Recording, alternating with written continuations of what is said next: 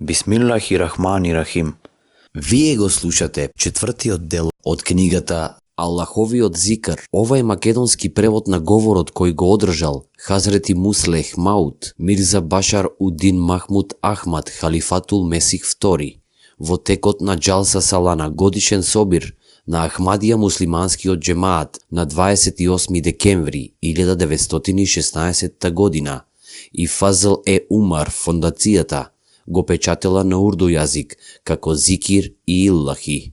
Рабва, декември 1982 година. वो पेशवा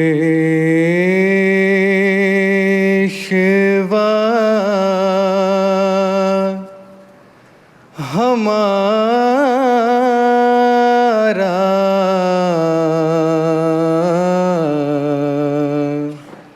Четирите вида на зикр кои Исламот ги наредил, како е пропишано со чесниот Куран, има 4 видови на зикр. Сите 4 треба да се прават внимателно. Пропуштањето на еден од нив ќе ја лиши личноста од голем благослов. Овие 4 вида се следните: под 1 пропишаните намази, под 2 учењето на чесниот Куран, под 3 рецитирање на Аллаховите атрибути и потврда на нивната вистинитост и изразување на нивните детали со зборовите, и под 4 јавно прогласување на Аллаховите атрибути. Важност на овие 4 вида на зикр е добро утврдена во чесниот Куран. Тие се важни, на вистина најважни за постигањето на духовен напредок.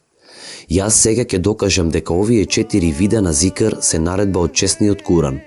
Бог за намазот вели: Јас сум на вистина Аллах, нема друг Бог освен мене. Па обожавај ме и намазот извршувај го за сеќавање на мене. Овој ајет покажува кога Аллах вели: сеќавајте се на мене, тој мисли на клањање намаз. Потоа Аллах вели: ако стравувате, тогаш правете го намазот, одејки или јавајки, а кога сте сигурни, спомнувајте го Аллах, така како што ве има научено на она што пред тоа не го знаевте. Во овој ајет клањањето на намазот е наречено спомнување на Аллах. Има многу други ајети, но овие два засега ќе бидат доволни. Втор зикр е учењето на честниот Куран. Аллах вели: навистина, ние ја објавивме оваа опомена и вистински ќе ја чуваме. Во овој ајет, објавата на честниот Куран е наречена спуштањето на опомена, во арапскиот текст зикр. Според тоа, кога Аллах вели спомнувајте ме, тој исто така мисли учете од честниот Куран. Тогаш Аллах вели: а тоа е благословена опомена што ние ја испративме, ќе ја одбиете ли вие тогаш? Овој ајет зборува за честниот Куран како подсетник. Овде е исто така употребен арапскиот збор зикр.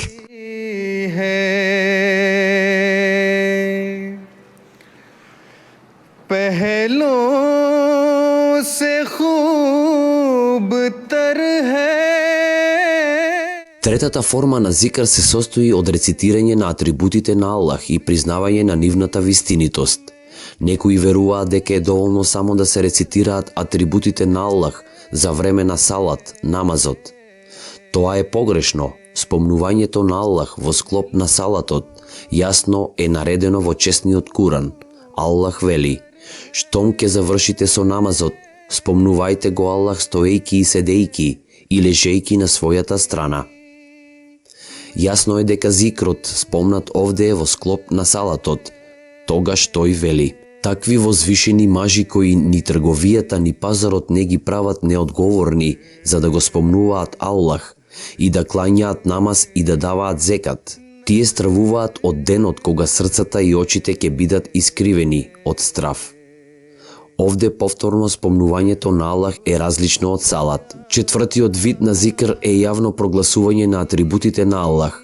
Тој вели: о, со покривка покриен, стани и опомени ги, и Господарот свој величај го, и што се однесува до твојата облека, твоите блиски другари, очисти ја добро и чувај се настрана од нечистотијата, и не прави добрини за да добиеш повеќе, и заради својот Господар стрпи се.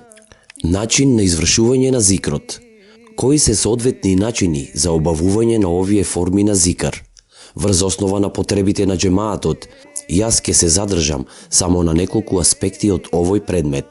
Различните видови на зикар можат да се поделат во две групи: фарз, задолжителен, и навафил, доброволен. Со Божјата милост нашиот джемаат води сметка за задолжителната форма на зикрот и јас околу тоа нема да дискутирам многу. Подоцна во дискутијата ќе речам нешто за навафилот, доброволната форма, која бара широка дискусија. Дозволете ми да почнам со тоа како треба да се учи чесниот Куран. अंदर की राह दिखाए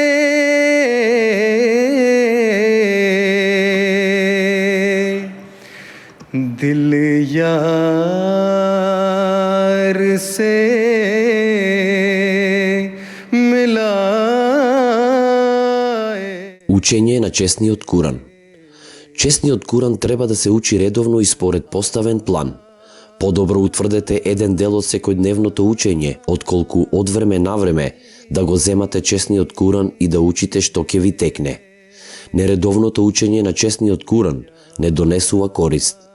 Без разлика дали ќе одлучите за половина дел или за цел, или за неколку делови кои ќе ги учите во денот, определениот дел мора секојдневно да се проучува, без ни најмало занемарување.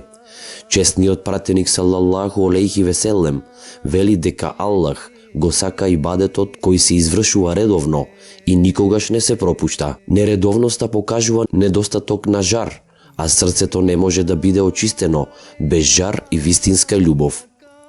Моето лично искуство го потврдува овој став. Кога и да сум зафатен со пишување на книга или со некоја друга работа и не можем да го учам чесниот Куран, моето срце чувствува болка и тоа влијае неповолно и на другите начини на ибадетот. Накратко, чесниот Куран треба да се учи секојдневно. Настојувајте тоа што го читате да го разберете. Чесниот Куран не треба да се учи на брзина. Учењето полека ќе ве оспособи да разберете и исто така да го покажете соодветното почитување кон чесниот Куран. Еден Ахмади муслиман праша што да прави некој кога не може да го разбере чесниот Куран. Таквите луѓе треба да научат еден дел од чесниот Куран во превод и тој дел да го вклучат во секое учење. Може би ќе прашате, каква е користа од учењето делови кои не ги разбираме? Запамтете, кога нешто се прави со искреност и со добра намера, Аллах тоа сигурно го наградува. Ако учите заради Бога и да не го знаете значењето, тој сигурно ќе ве благослови во склад на вашата искреност. Покрај тоа, тие зборови имаат влијание. Честниот пратеник салаллаху алейхи веселем наредил да се проучи азан на увото на новородено дете. Детето тогаш не е во состојба да разбере нешто или нешто да препознае, но е под влијание на зборовите на азанот. Кога е можно, земајте абдест пред учењето. Јас сметам за дозволено честниот Куран да се учи без земајне абдест, но некои учени го сметаат тоа за непожелно. Сигурно е подобро да се земе абдест, за да се добие поголема корист и заради поголема награда. Изразување на Аллаховата величественост и слава и заблагодарување нему. Другата форма на зикрот го содржи теспихот, прогласување на славата на Аллах, тахмид, изразување благодарност на Аллах, и такбир, изразување на величественоста на Аллах. Таков зикр може да обавувате сам или во друштво. Понекогаш таквиот зикр е задолжителен, како изговарање на такбирот, тоест Аллаху екбер, Аллах е најголем, кога колеме некое животно. Ако не се учи такбир, клањањето не е во склад со исламските наредби, но тазбих и тахмид, како спомнување на Аллах, се повторуваат со понизок глас. Честниот пратеник салаллаху алейхи веселем за секоја пригода пропишал по некоја форма на зикр. Кога почнуваме со јадење, не поучил да кажеме Бисмиллахи рахмани рахим, во името на Аллах, милостивиот, дарителот без барање, сомилосниот. Секој кој нема да го изговори Бисмиллах, нема ни стомакот да го наполни. Но вистинската цел на јадењето е да биде задоволен само со бисмилах. Во тоа јадење ќе биде духовната корист. На крајот од секоја работа, честниот пратеник салаллаху алейхи веселем не поучил да кажеме: Елхамдулиллахи рабил алемин. Сета пофалба му припаѓа на Аллах, Господарот на сите светови. Алхамдулиллах исто така се учи кога облекуваме нова облека или кога ни се даде нешто ново. ही मैं हुआ हूँ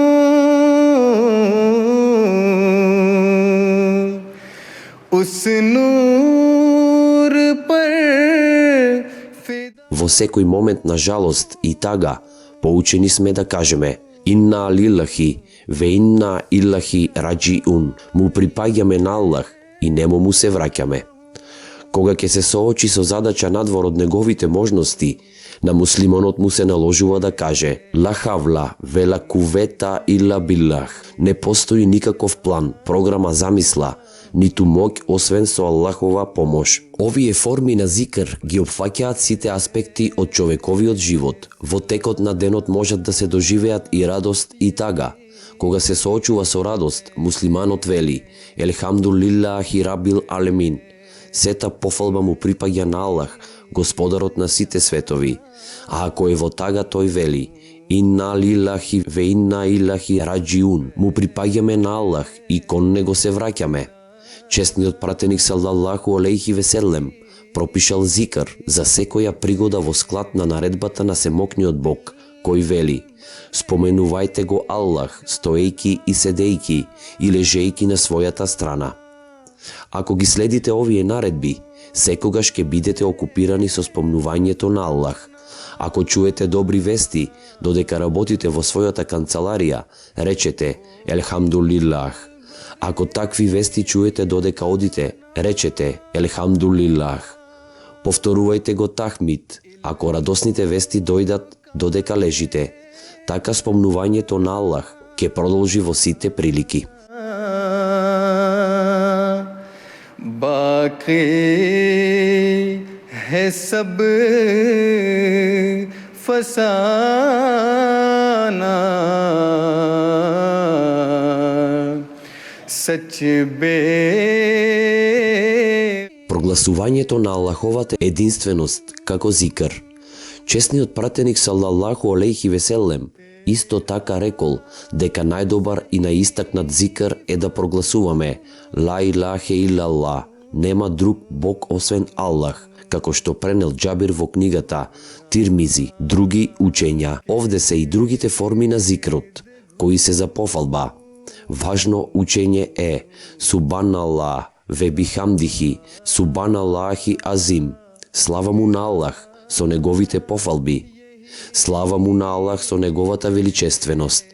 Во поглед на ова учење, честниот пратеник салаллаху алейхи веселем вели: Имаат две реченици кои се лесни за изговор, но на судниот ден ќе бидат тешки на вагата на добрите дела. Тие му се многу драги на милостивиот Господар. Тие прават зикр од висок ред.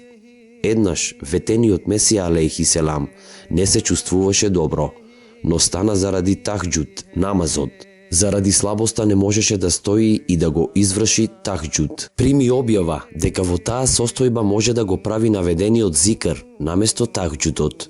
Според хадисите, честниот пратеник салаллаху алейхи веселем често го учел. Честниот пратеник салаллаху алейхи веселем ни кажал за супериорноста на овие форми на зикр.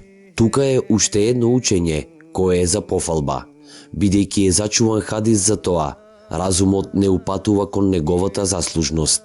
Тој зикр се состои од учење ајети од честниот Куран, на начин што се споменува Аллах. Тоа е двојно благословено, зашто ќе донесе награда за учењето на честниот Куран, а и за правењето зикр. जिससे है नूर सारा नाम उसका है मोहम्मद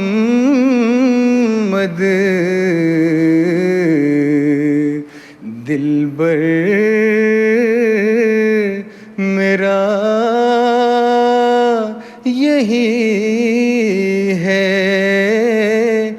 दिलबर मेरा यही है. Денес го завршивме четвртиот дел од книгата Аллаховиот зикр. Еселаму алейкум.